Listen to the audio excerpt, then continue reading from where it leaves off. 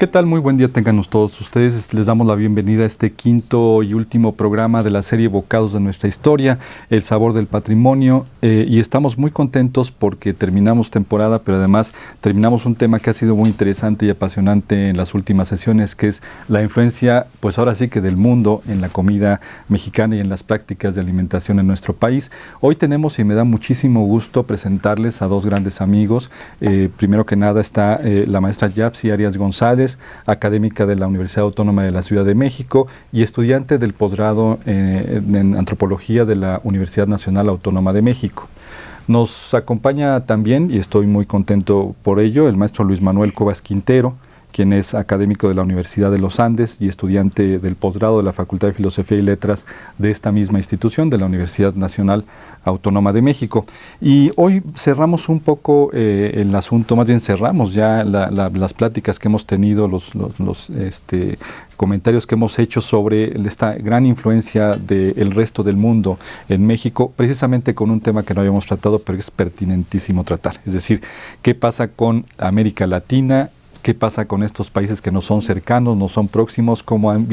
¿Qué ha habido de estas influencias, de estos, digamos, intercambios culturales en términos de la culinaria, de la alimentación, de las prácticas?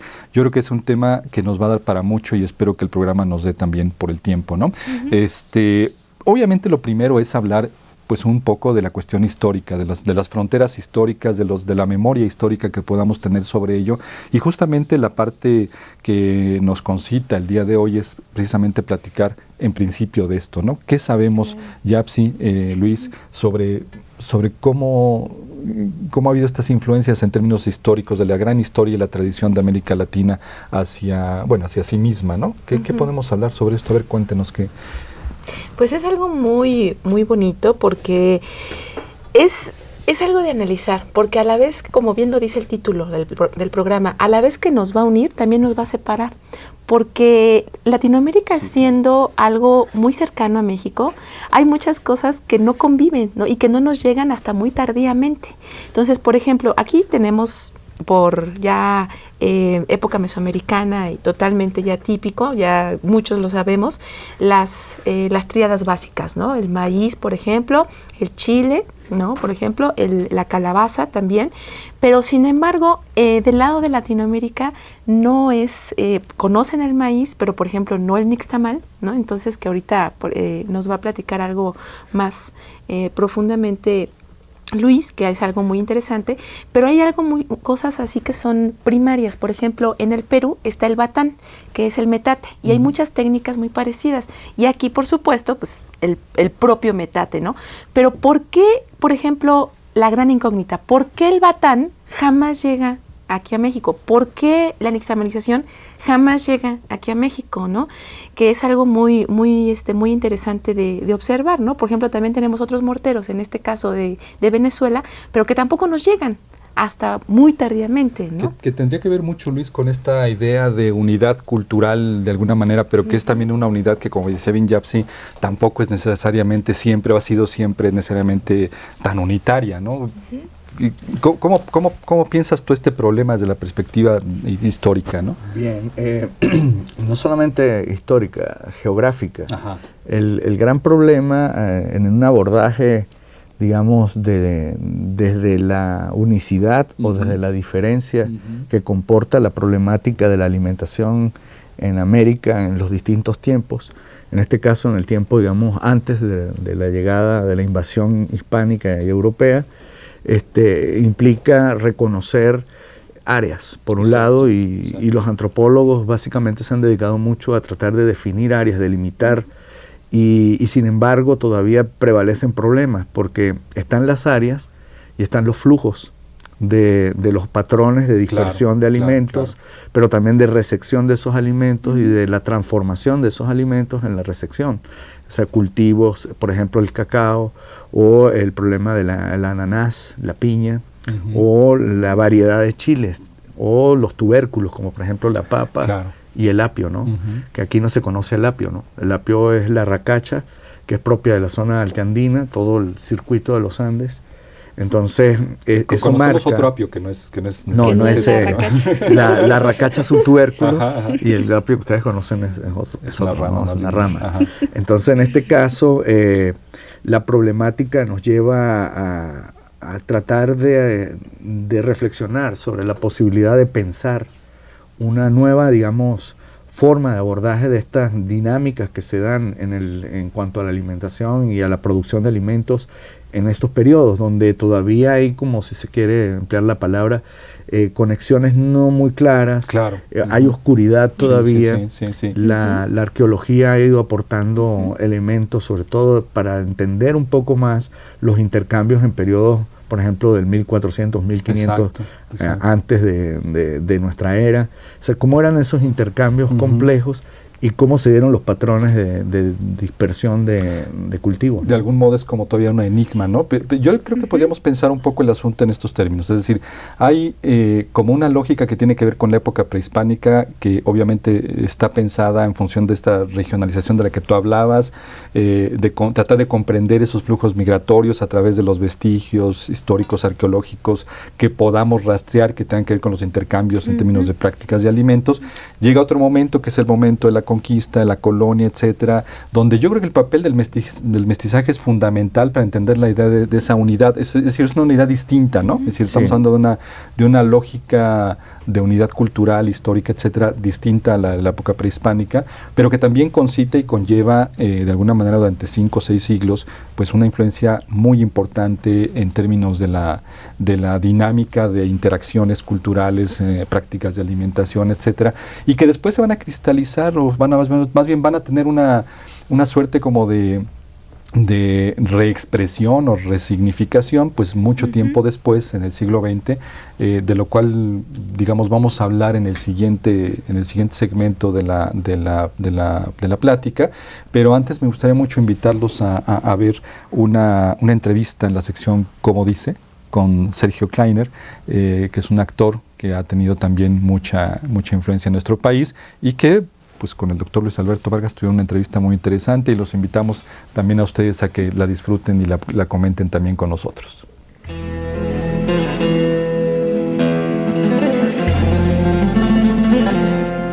En lo que se come desde la infancia, ¿verdad? Que he pasado 20 años de mi vida en mi tierra natal, Argentina, eso no se olvida.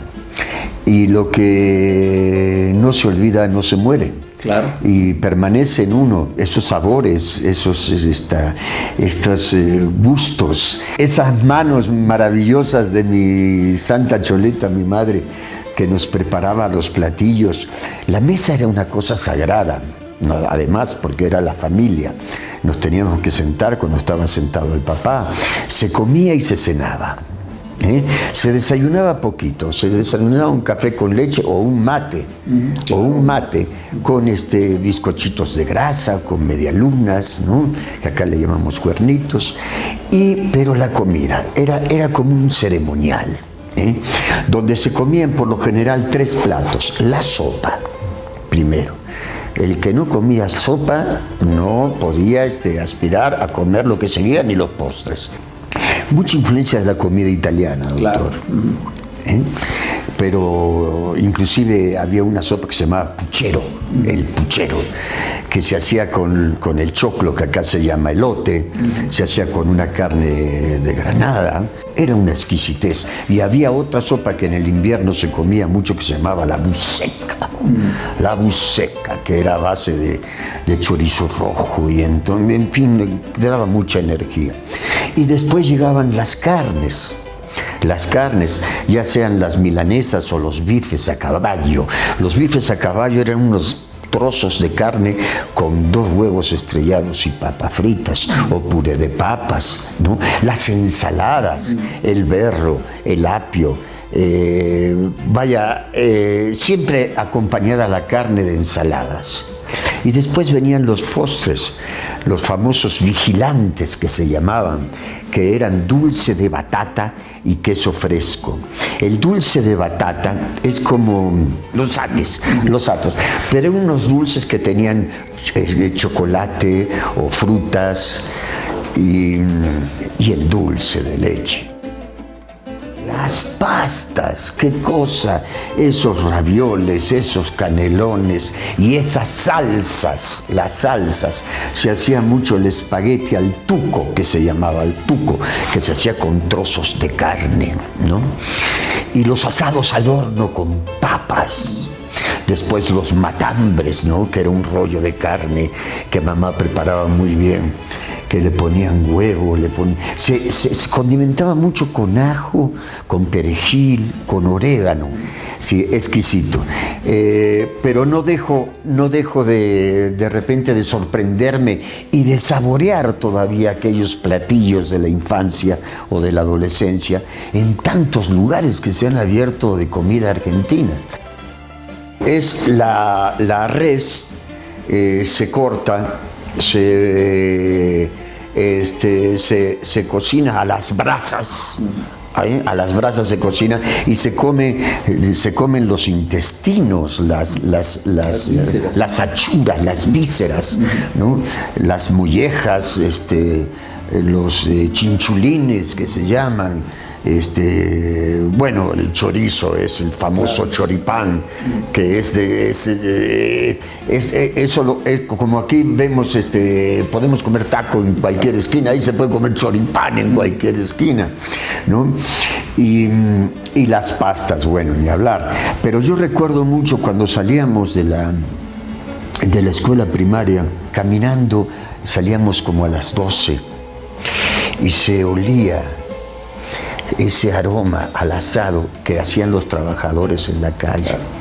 Entonces en la calle ellos tenían su braserito y con su braserito ahí ponían los trozos de carne, los chorizos, las achuras que le llamaban, y llegábamos, era un gran aperitivo, claro, mi querido Doc. Llegábamos con un apetito feroz a la casa. Las empanadas, que las podemos comer en varios lugares y son muy sabrosas, ¿eh? No puede faltar el chimichurri. La mostaza también, claro, se utiliza, ¿no? Los filetes de pescado de pejerrey, que es el pejerrey, y la merluza, que es como aquí, bueno, aquí tenemos una variedad de pescados maravilloso. Lástima que, por ejemplo, yo me acuerdo en mi juventud, hace 50 años, degustaba el blanco de Pascua, ¿no? Claro, que era una exquisitez de pescado que ya no hay por la contaminación del lago, ¿no? Pero aquí hay una variedad de pescados sensacionales. Está el famoso guachinango, y entonces esos filetes de pejerrey o de merluza, ¿no? Sirven abundantemente en los restaurantes de argentinos. Me ha tocado visitar a mis padres, que en paz descansen, y a mis hermanos, y de repente llegar a un restaurante y decir, pues yo quiero una milanesa, ¿para usted solo? Sí. ¿No la va a compartir? Digo, bueno, no sé lo que quieran comer mis invitados. Y lo que pasa es que es una milanesa de este tamaño, y la cosa impresionante, de filete empanizado, muy sabroso. Y desde niños también, como que se nos acostumbra, no recuerdo yo las Coca-Colas ni los refrescos, sino un poquitito de vino con soda, con sifón. Me he enamorado, me he casado, me he acostumbrado, me he adaptado y ya no puedo comer, por ejemplo, sin chile, y me encantan los tacos y me encantan las enchiladas y una tortilla de papa española, pero con chilito, por favor. Claro. Con chilito, por favor. Que al principio sí me costó mucho. Claro. Me costó mucho porque era un poco agresiva, ¿verdad? Pero soy mexicano. Nací en Argentina, pero soy mexicano. Y entonces, de repente voy a algún restaurante que tiene estas características donde encuentro esa regresión que me agradece el paladar de repente, porque comerse una buena empanada de elote o de carne o de espinacas es muy sabroso, ¿no? Pero qué rico es finalmente comer rico. Y aquí en México comemos muy rico.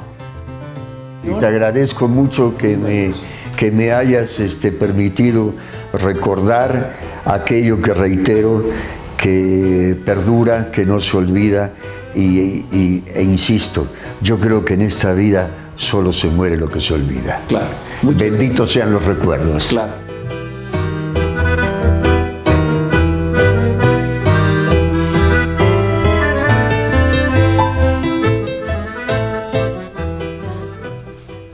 Regresamos otra vez con la plática. Justamente vamos a abordar un poco, a retomar un poco las ideas que estaba exponiendo Sergio Kleiner en su entrevista. Y nos quedamos un poquito en esta parte de pensar las espacialidades, los mecanismos de intercambio, etcétera, con Luis Manuel. Justamente, si quieres, regresamos sobre esta idea misma para pasar ya propiamente dicho a lo que sería las influencias, dar ese brinco mortal de varios siglos para pensar cómo se fue configurando ya esa influencia más moderna, más contemporánea en el México actual, ¿no? Luis, si quieres, platicamos. Bien, un enfoque sobre la posibilidad de hacer de la geografía alimentaria de América algo pensable, manejable y como proyección de investigación, implicaría tratar de volver a leer lo que los antropólogos en cierto modo han hecho y los geógrafos culturales han hecho, y que tienen que ver sobre todo con estas triadas de alimentos que mencionaba Giaxi. En el caso de Mesoamérica, esta triada de la calabaza, el chile y el maíz o el frijol, dependiendo de cómo sea digamos la situación de área y de área geográfica.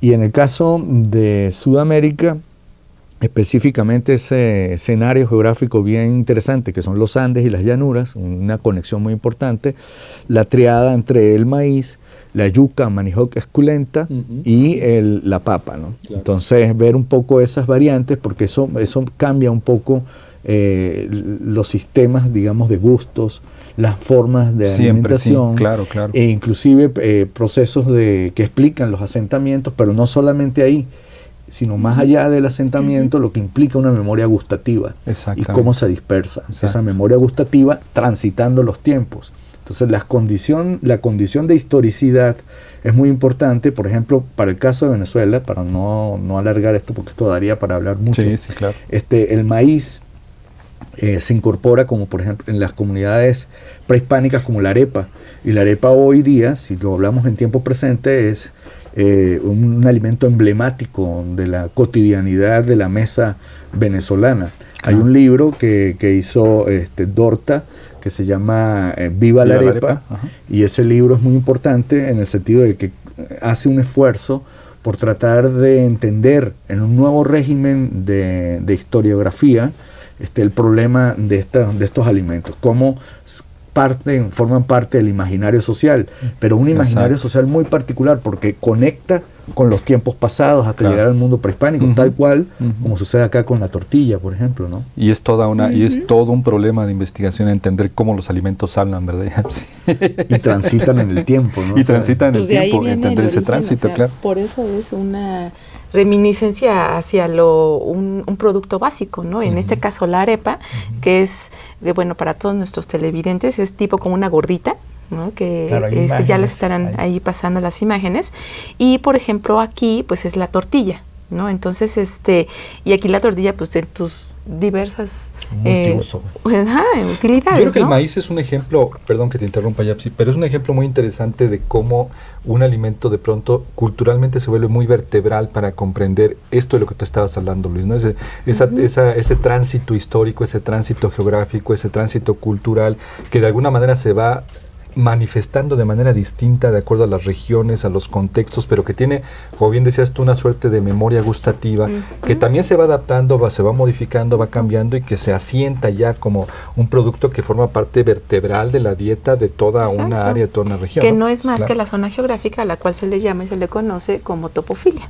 Exactamente. ¿No? Que es el estudio gráfico de un tipo de producto para empezar a identificar un espacio determinado. Claro. ¿No? Lo cual plantea un problema bien interesante, sobre todo con los fenómenos de las migraciones de los que vamos a hablar más adelante.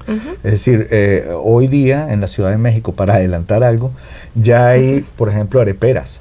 Y las areperas se las disputan entre venezolanos y colombianos, claro, como si fuesen un patrimonio de identidad de origen, ¿no? Como identidad de origen, ¿no? O sea, una denominación de origen, ¿no? Claro. Entonces resulta que la arepa pues hay unos debates interesantes. Dorta los resuelve en cierto modo en su libro y lo hace plástico, lo hace flexible para entender que hay otros productos en América que se parecen mucho a la arepa, entre esos la gordita, ¿no? Entonces hay parecidos, pero como bien señalabas, hay diferencias. Cada tiempo le va dando un valor agregado a esto, lo transforma en el proceso de apropiación. Cada tiempo y cada espacio. Y cada espacio, claro, ¿no? Al espacializarse, o sea, transita tiempo y espacio. Y al espacializarse en términos de dispersión, por ejemplo, las arepas que se hacen acá no saben igual a las de allá. Entonces la memoria gustativa, lo mismo decimos de las tortillas, la topofilia y todo esto empieza a actuar, ¿no? Cuando Rafael Cartay, que es uno de los grandes investigadores en materia de alimentación, dice: no se puede estudiar esto si no apelamos al problema de la memoria gustativa. Claro. Y de cómo eso, como vimos en el video de Kleiser, ¿no? Kleiner. Ahí está claro. Que son referencias evidentes, ejemplo, ¿no? Por supuesto, evidentes referencias a esta idea de la memoria gustativa a nivel particular, individual, pero esto es una expresión social, cultural, histórica general a lo largo del tiempo. Y es justamente, creo que la década de los 40 la que va marcando, 40, 50 del siglo XX, que va marcando justamente esa influencia que va teniendo digamos, el continente o los países del área sur del continente hacia México en particular, que es el objeto del que nos interesa hablar. Pero Yapsi, ¿tú por qué crees que sea como este momento el que marca esa diferencia o ese momento para la influencia de Latinoamérica en México en términos de prácticas, hábitos, costumbres, gustos? Bueno, como lo había dicho más o menos al principio, y como bien lo dice el título del programa, es qué nos une, pero a la vez qué nos separa, porque además la migración aquí fue muy tardía, la migración sudamericana y centroamericana hacia México, por supuesto. Entonces, bueno, ¿por qué? Hay muchas situaciones, pero lo más interesante del asunto es que la principal migración fueron personas intelectuales, o sea, no tanto la gente. También yo creo que por todo el boom y por toda la situación que estaba pasando, políticas, sociales y políticas muy importantes, ¿no? Y todos los cambios especialmente juveniles, ¿no? Y todo lo que es, ya para que podemos hablar un poquito más sobre esto,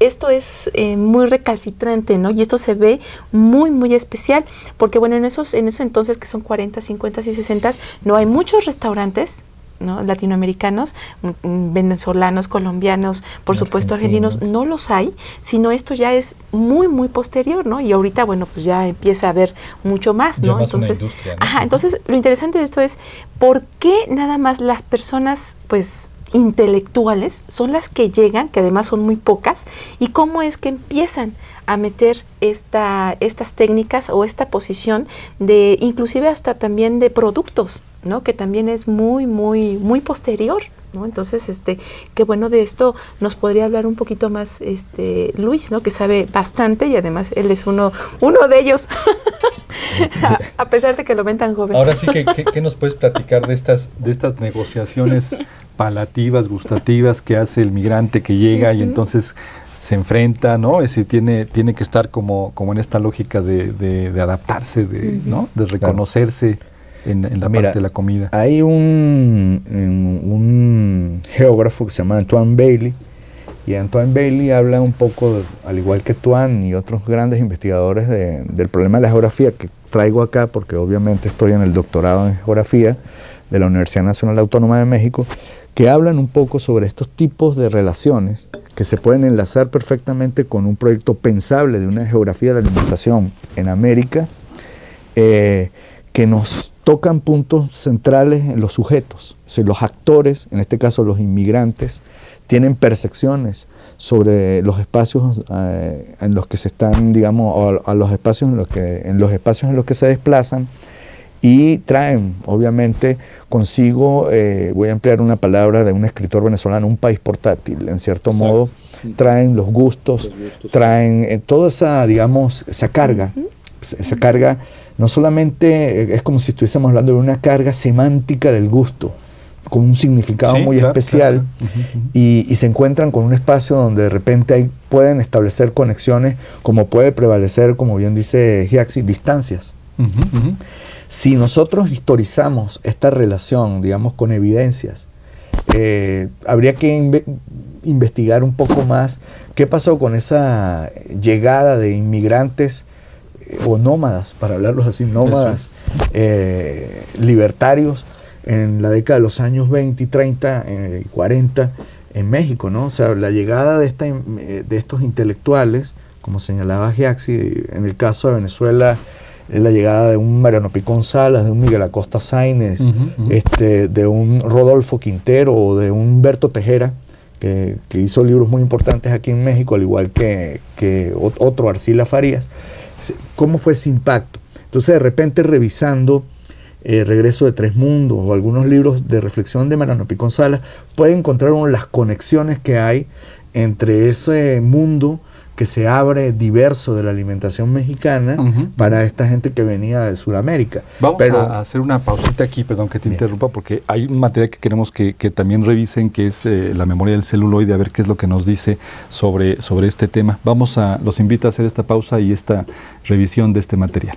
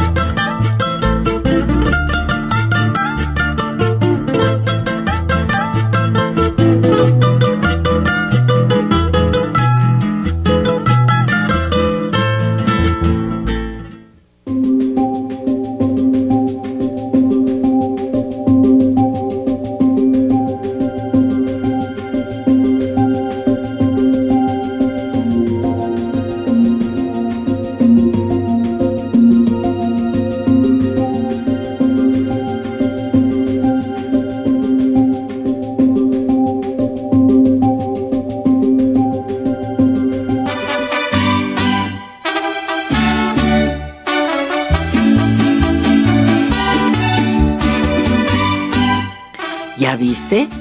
Me dijo. Las botas de ese tipo parecen bolillo de A20. Me reí de esa ocurrencia y recordé la forma de los bolillos de mi época. Más alargados, más delgados de los extremos que los de ahora. El bolillo es la forma típica, básica y dosificada del pan blanco. La segunda es la telera. Esta última siempre ha sido ideal para las tortas compuestas, en tanto que el bolillo rompe su esquema al convertir el estuche de un tamal de las llamadas guajolotas. Desayuno típico del chilango moderno. Las guajolotas, acompañadas por el atole de arroz o de chocolate o por el champurrado, parecen reunir en un pequeño espacio de calle más de 6 siglos de historia alimentaria colonial. El maíz, el frijol y el chile mesoamericanos, con el arroz venido de África y el trigo de Europa, viajaron por el continente americano, cada uno tomando su forma y estilo, dejando con su encuentro una tradición de colores, olores y sabores. En México, por ejemplo, los típicos tacos o la pancita. Me agarra hasta el platón más grande que tenga, me lo rodea, pero bien chupidito, de pancita, callo y libro, pero mucho, mucho libro, que parezca biblioteca. Y en el centro de la biblioteca, del platón, me le pone las patitas sin pezuña, y entre las patitas y la pancita me pone garbanzo, pero bien copetadito. Luego su rociadita de orégano, su cebollita bien picadita, sus rajotas de aguacate y un ramón de papa localite. Muy bien. Un archivero de tortillas y un tinaco de tepache. En Argentina, la empanada de choclo. La cachapa en Venezuela. Las gorditas de elote peruanas.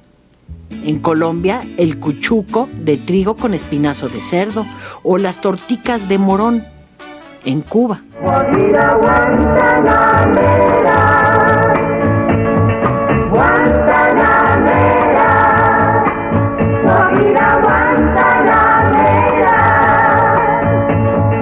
Yo soy persona sincera, ¿de dónde crece la palma?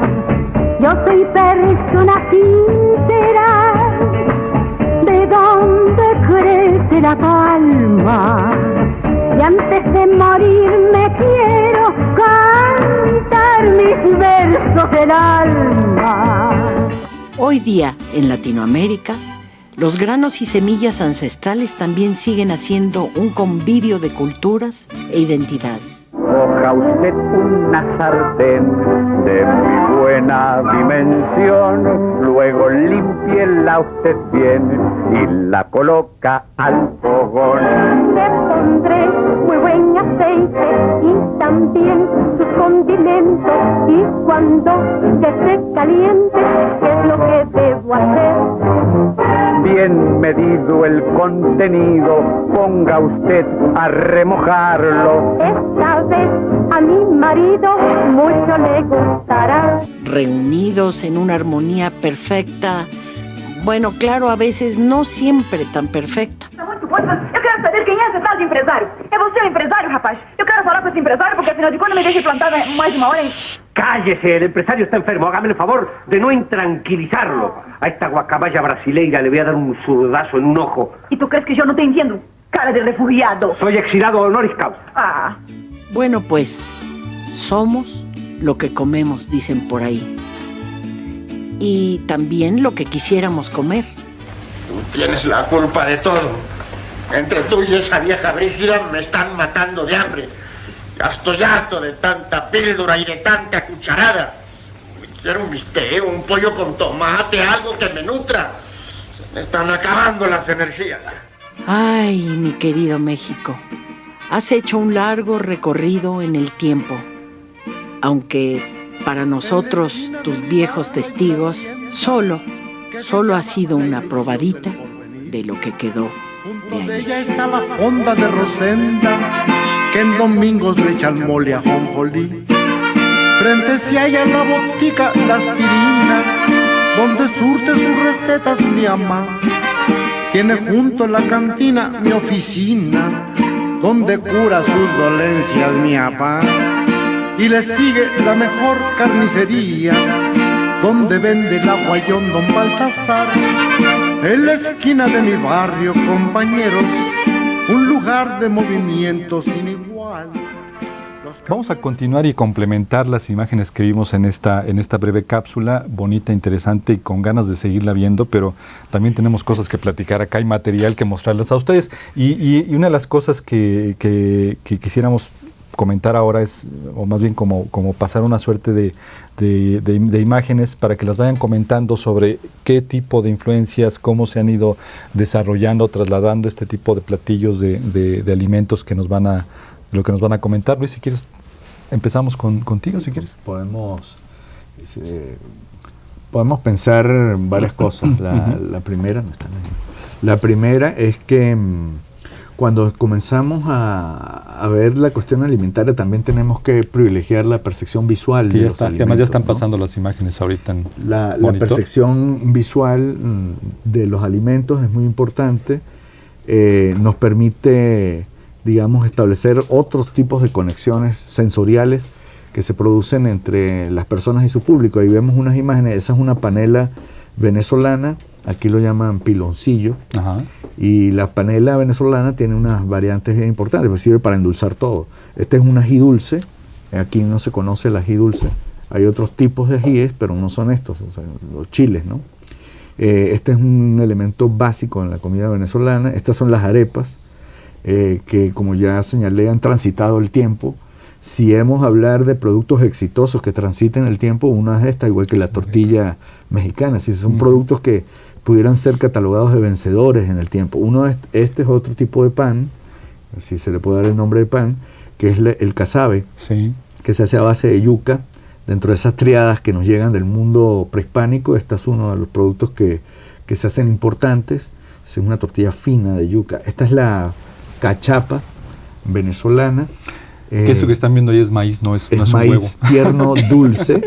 Eso es maíz tierno dulce y se acompaña con queso de mano o con cochino frito, cerdo, etcétera. Pero es importante. Este es un pan de jamón típico de las navidades venezolanas, un plato así como estas albóndigas de pescado para los judíos. Para los venezolanos el pan de jamón tiene que está diseminado en todo el país. Es muy importante y muy gustoso. Este es otro de esos productos del mundo prehispánico que transitaron también en el tiempo en las formas de apropiación o que se mantuvieron en algunas zonas. En este caso, la racacha, el apio, que es un tubérculo andino, a través del cual se hacen también sopas, ¿no? Cremas. Y eso seguramente el público lo está reconociendo. Este no es un tamal. Es que si viene una imagen de un tamal. Es una yaca, esto es una yaca venezolana, y ahí se ve, forma parte, digamos, del espacio cotidiano de diciembre, claro, el que unifica a las familias. Es una actividad que se hace en familia y que es celebratoria de la Navidad. Es un tamal en el fondo, ¿ves? Se emparenta con ellos. Rafael Cartay dice que es un tamal elaborado. Claro. Dice que es un tamal más elaborado en cuanto que concurren más ingredientes y requieren de mayor preparación los guisos. Se hacen con anterioridad. Además, una cosa interesante es que lo que vemos aquí, lo hemos visto también para el caso de la tradición de los alimentos en México. Muchos de ellos están ya obviamente muy integrados con prácticas, ingredientes europeos que son parte integrante ya de la vida cotidiana, ¿no? Pero vuelvo a lo mismo, o sea, esos alimentos fueron aquí implementados en México muy tardíamente. Sí. Ni siquiera los vamos a ver ni en los 40s, ni en los 50s, muchos ni en los 60s. Ni los conocemos. ¿No? Exactamente, ¿no? Hay una cuestión que mencionó Paris en uno de los segmentos anteriores, es muy importante con la yaca, ¿no? La yaca es la expresión, decía Mariano Picón Salas y Mario Briceño Iragorri, que son los primeros que hacen trabajo sobre la yaca, digamos, ensayos, en la década de los años 30 y 40, en ese mundo nacionalista que comienza a recuperar tradiciones, y lo señalaban como el plato emblemático del mestizaje. Claro. Porque en la yaca es un producto que realmente comienzan a elaborar los esclavos. Es Es decir, hay una discusión si viene totalmente del mundo prehispánico o es de los esclavos, pero al incorporarse la hoja de plátano se entiende que es un producto del proceso de colonización ya moderna, ¿no? Europea. Pero estos esclavos negros empiezan a envolver eso en las hojas, ¿verdad? A emplearlas, y ahí concurren productos europeos, productos nativos, digamos, de la zona, y el producto africano. Hoy día en Venezuela es increíble, digamos, las distintas maneras de elaboración, y ya en estos procesos de migraciones que llegan y que se van incorporando y que le dan su valor agregado, por ejemplo, las colonias italianas y portuguesas hacen sus festivales de la yaca, ¿no? Entonces es interesante ver cómo las migraciones les dan valores agregados al producto, lo transforman, se lo apropian, lo moldean. Exacto. Y tradición y modernidad en tiempo presente se van integrando. O también lo interesante, también pueden venir los nombres, porque por ejemplo si nos remitimos un poquito más atrás a la colonia, ¿qué nos trajeron de las Antillas? Los nombres de maíz, ¿no? Y el nombre de barbacoa. Por ejemplo, entonces también los nombres que aquí antes, por supuesto, no existían, uno Nacacoyoyahuauqui y el otro Centli, ¿no? Entonces, pues aquí jamás se conocieron hasta que llegaron los españoles ya con las Antillas y le llamaron maíz. Claro. Y barbacoa. Ahora, ¿no? Una cosa que me gustaría mucho que platicáramos y reflexionáramos sobre eso es lo que comentabas. Para la segunda mitad del siglo XX, las migraciones tienen cierta importancia, pero el video nos platicaba, los cortes que vimos hace un momento nos platicaban de algo implícitamente interesante, que es el papel que tuvieron estas migraciones de artistas, gente de los medios de comunicación, que también van a tener mucha influencia. Pues casi que me estaba yo acordando, por supuesto, que la influencia de la rumba, la salsa, etcétera, en estas películas, que también viene acompañado con una suerte del mambo, ¿no? de tránsito cultural, en donde estas prácticas se van integrando a la vida cotidiana, ¿no? Y muchos de los cubanos, ¿no? Que la migración cubana fue mucho mayor que de la de los demás, ¿no? Estábamos más cerca. Ahora fíjense que eso plantea un problema que se debe investigar. He señalado que estas migraciones que llegan, por ejemplo, de Sudamérica, no son masivas, son selectivas, y en este caso son sobre todo por autoexilios, muchos de ellos, intelectuales que llegan en la década de los años 20, 30, convocados tal vez por esa visión del vasconcelismo, esta cuestión de la reunión de estudiantes y de todo esto, llegan a formarse a México, que es en ese instante, digamos, el epicentro intelectual de la formación de muchos latinoamericanos. Era como decir el París o el Cambridge en ese momento para los latinoamericanos. Un centro de atracción. Exacto. Vamos a ver qué tenemos en la siguiente sección del programa, que es el baúl de los saberes, de los sabores y los sabores. Y regresamos para continuar con esta parte de la plática que viene como lo interesante y lo que sigue, ¿no? Vamos adelante, por favor.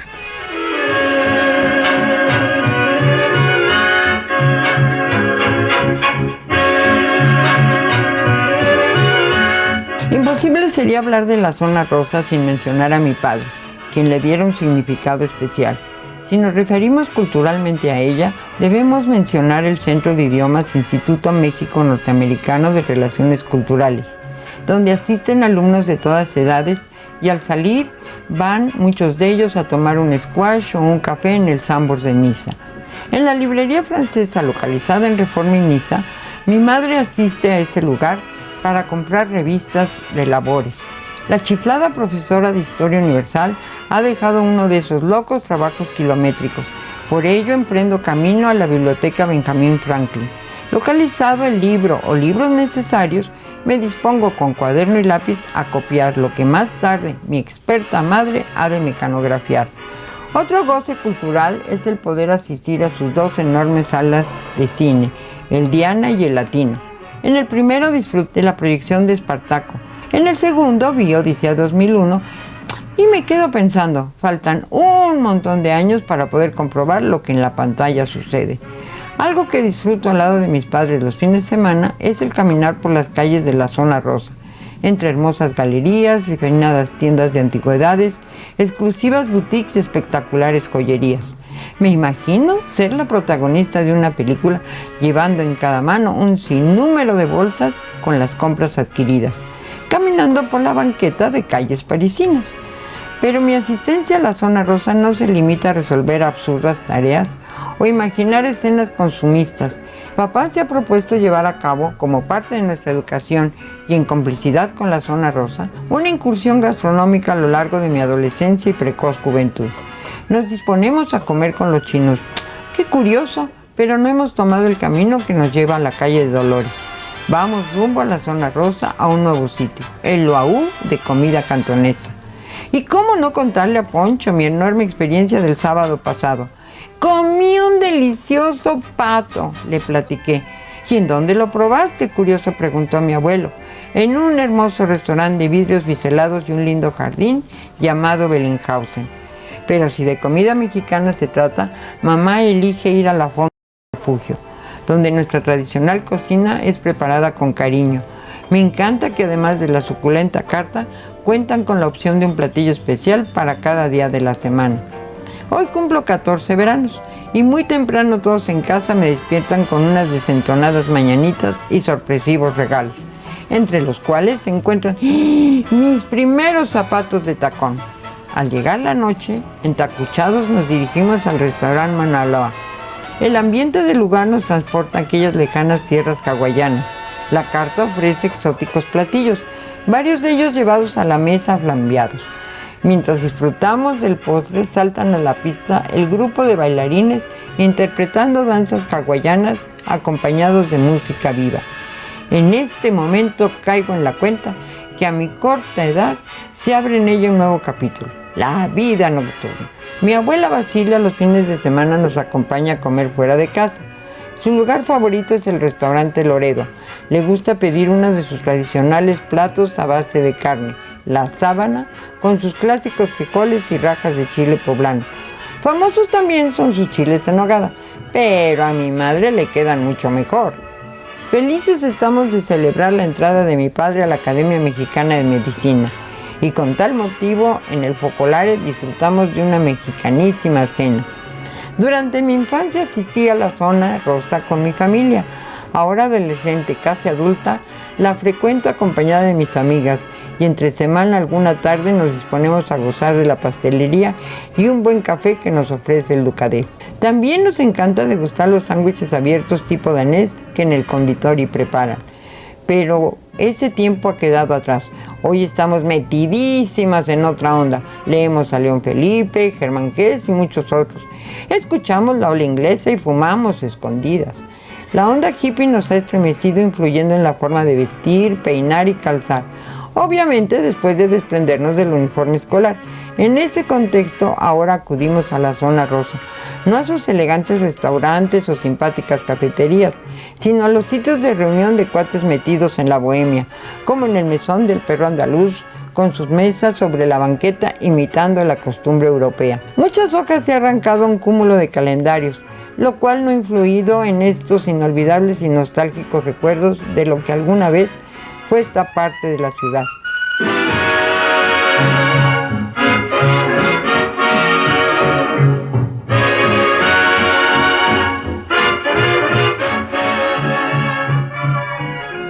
Bueno, que están de regreso con nosotros. Vamos a seguir con este tema tan interesante, por favor. Entonces nos quedamos justamente en las influencias actuales de estas prácticas de América Latina en México. Luis, tú querías comentar, ampliar un poquito más la... Sí, es conveniente, digamos, plantear el problema así como el pasado y el presente de esto, ¿no? Y, sí, claro. Sobre todo la historia del tiempo presente. Uh-huh. Cuando tratamos de enfocar esto de la historia del tiempo presente, comenzamos a ver que ya hay presencia de redes de todavía unas muy incipientes y otras mucho más organizadas, por ejemplo las cadenas de carne argentina, o ya la presencia de restaurantes venezolanos acá, que comienzan a aparecer y que nos hablan de que hay un nuevo ritmo de la migración. Claro. Ese nuevo ritmo de la migración se contrasta con el pasado, donde la migración que llegaba era una inmigración, como ya señalé, mucho más, si se quiere, exquisita en términos de que estaba buscando era una alimentación espiritual en términos intelectuales. La que llega huyendo de las depresiones económicas y de las situaciones políticas.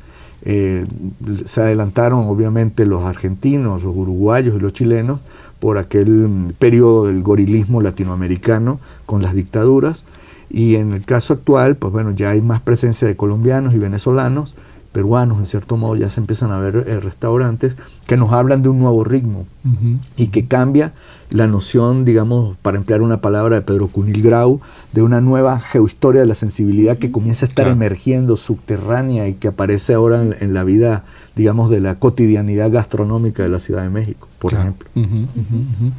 Yapsi.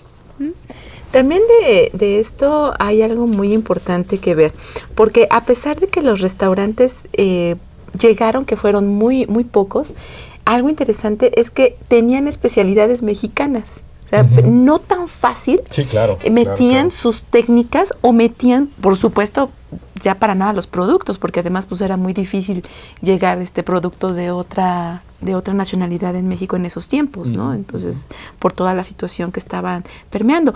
Pero algo muy increíble que también es de ver es que los cubanos fueron una migración mucho mayor, y entonces de Cuba no solamente llegó su manera de manifestarse en cuanto, por ejemplo, la fiesta y la bulla, ¿no?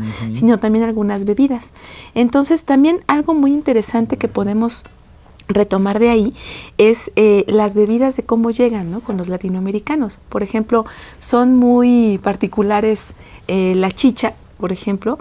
En algunos restaurantes se ve, pero más bien con la gente que empieza como que a llegar, digamos, a explorar, pero no se acepta, ¿no? Claro. Entonces se regresa mejor al atole, ¿no? Claro. O se regresa, que aunque no es una bebida particularmente de maíz, por supuesto, es del maguey, al pulque, ¿no? Entonces, pero del otro lado, ¿no?, de Latinoamérica, llegan con la chicha, ¿no?, o llegan, por ejemplo, con otro tipo de bebida y las aceptan aquí, pero no son tan fáciles de difundir, porque, pues, obvio, no se podía llegar a estos tipos de productos, ¿no?, aquí a México, ¿no?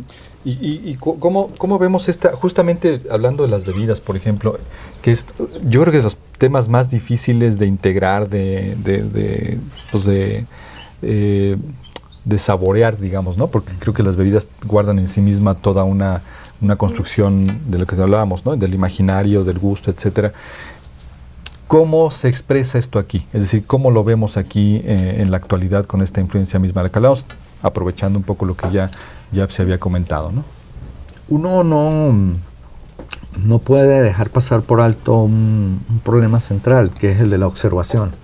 Cuando se camina la ciudad, cuando se van a los centros comerciales, cuando se van a los abastos, tiendas de abarrotes, y comienzas a ver la presencia ya de otras bebidas, que son bebidas que vienen de Sudamérica. En este caso, bueno, es innegable la presencia de los vinos chilenos y argentinos, claro, que ya marca un elemento, ¿no?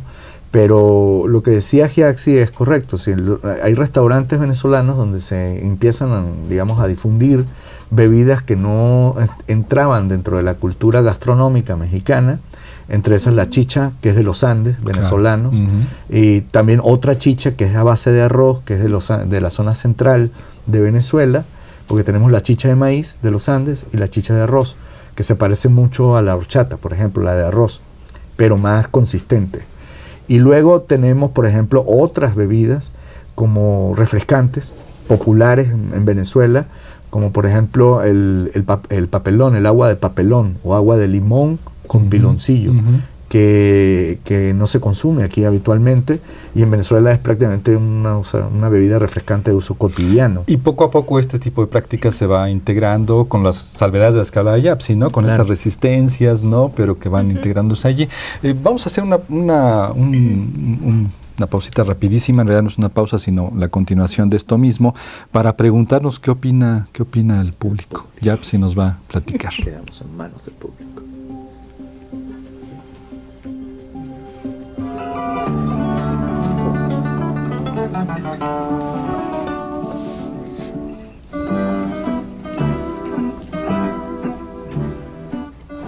Bueno, amigos, ¿y nuestro público? Pues, ¿qué opina? Pues más que nada ya en nuestro último programa de esta temporada octava, le vamos a dar gracias a muchas personas que especialmente se dirigieron y se comunicaron a través del Facebook, que fueron fueron una cantidad muy importante, y por esto muchas gracias.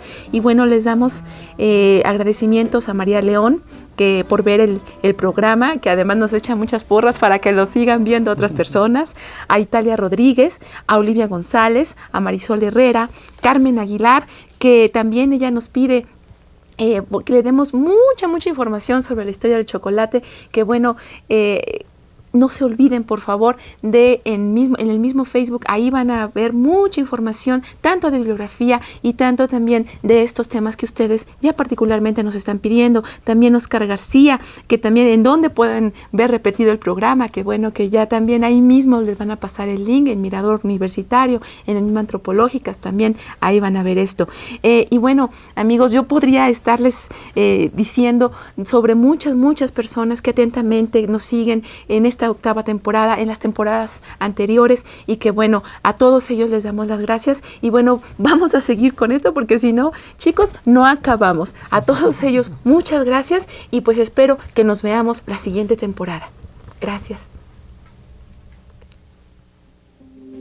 Bueno, pues vamos a terminar ya propiamente el programa y terminamos temporada, cerrando con esta plática muy cálida y muy interesante.